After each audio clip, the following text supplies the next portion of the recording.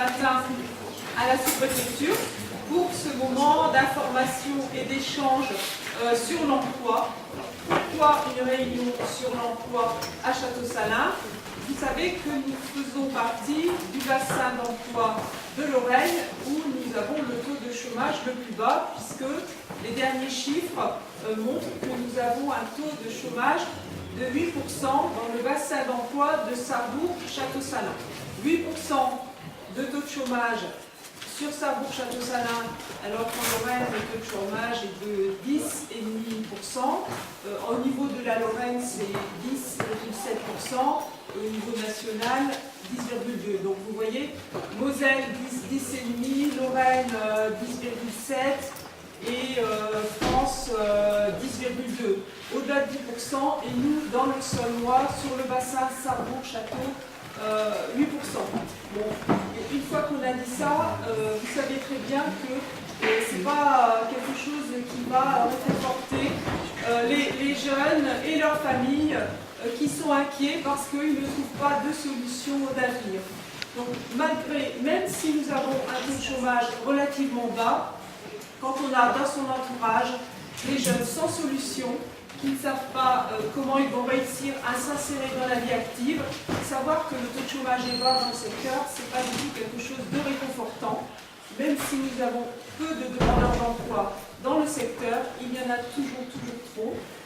Si on prend les chiffres à Pôle emploi, Monsieur Lourdin, je crois que pour les jeunes de moins de 25 ans, dans les catégories ABC, on a environ 1080 jeunes sur le bassin Sarrebourg-Château-Salins, c'est toujours les chiffres qui concernent tout le bassin d'emploi, 1080 jeunes dans le secteur qui sont en recherche d'emploi. Et il faut ajouter à ces 1080 les jeunes qui sont inscrits à l'élection locale et qui ne sont pas inscrits à Pôle emploi parce qu'ils n'ont pas droit à l'indemnisation. Donc, quand même un nombre important de jeunes, même si c'est très peu par rapport à la totalité de la Lorraine.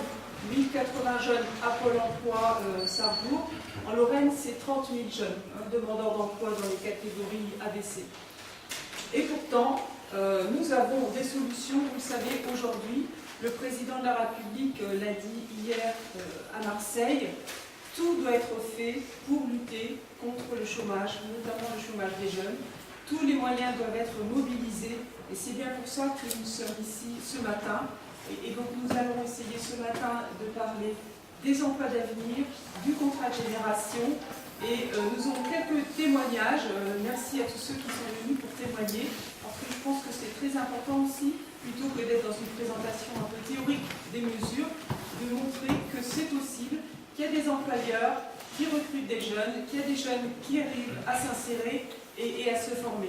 Alors, un message important ce matin, les emplois d'avenir, vous savez que pour les associations, pour les collectivités, pour les établissements publics, l'État prend en charge 75% du SMIC brut pendant 3 ans. C'est une mesure exceptionnelle, comme on l'a rarement vu jusqu'à présent. 75% du SMIC brut pour recruter un jeune de moins de 26 ans pour lui donner une chance de s'insérer dans la vie active. C'est une mesure exceptionnelle qu'il nous faut vraiment réussir à mobiliser de manière plus importante pour offrir une solution aux jeunes en situation d'insertion. Et par ailleurs, aujourd'hui, toutes les entreprises en Lorraine peuvent accéder aux emplois d'avenir. C'est nouveau. Monsieur le préfet a pris un arrêté fin avril. Dès à présent, en Lorraine, toutes les entreprises peuvent recruter un jeune de moins de 26 ans pour lui permettre d'acquérir une qualification pour lui donner un avenir.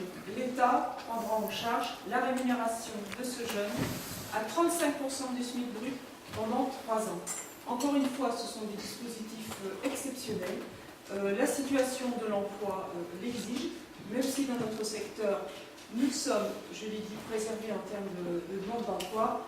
Il y a toujours trop de jeunes sans solution, vous le savez, et je crois que notre devoir collectivement, c'est bien d'essayer de leur proposer une solution, parce qu'on ne peut pas tolérer ce gâchis des ressources, ce gâchis des jeunes qui sont là à l'abandon et qui ne savent pas de quoi sera fait leur avenir. Donc, merci vraiment d'être là aussi nombreux ce matin pour cette réunion de mobilisation sur l'emploi.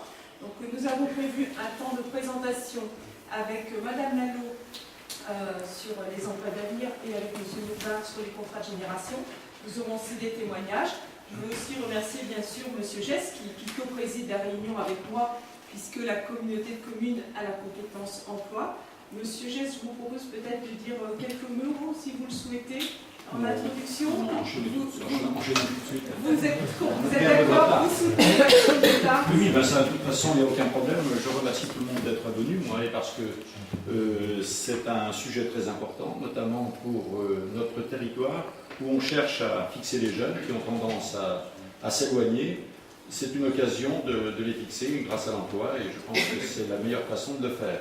Et puis moi, je signale quand même que le responsable emploi de la communauté de communes, c'est Bernard Crière, et que lui est en train de lancer aussi une opération que je tiens à souligner, un chantier d'insertion.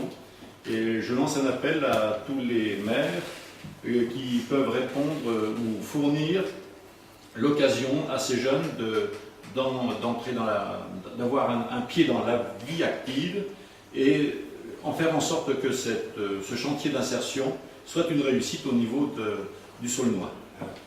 Monsieur le Président, une petite correction, il y a effectivement un chantier d'insertion, mais il y a parallèlement un chantier de formation, a priori, qui est aussi en pratique. Voilà, notamment dans le domaine de l'accès à la Très bien. Donc nous nous associons naturellement à cette opération, et puis je rappelle que la communauté de communes dispose à son rez-de-chaussée de plusieurs bureaux qui sont prêts à accepter les demandeurs d'emploi pour essayer de leur apporter les réponses nécessaires.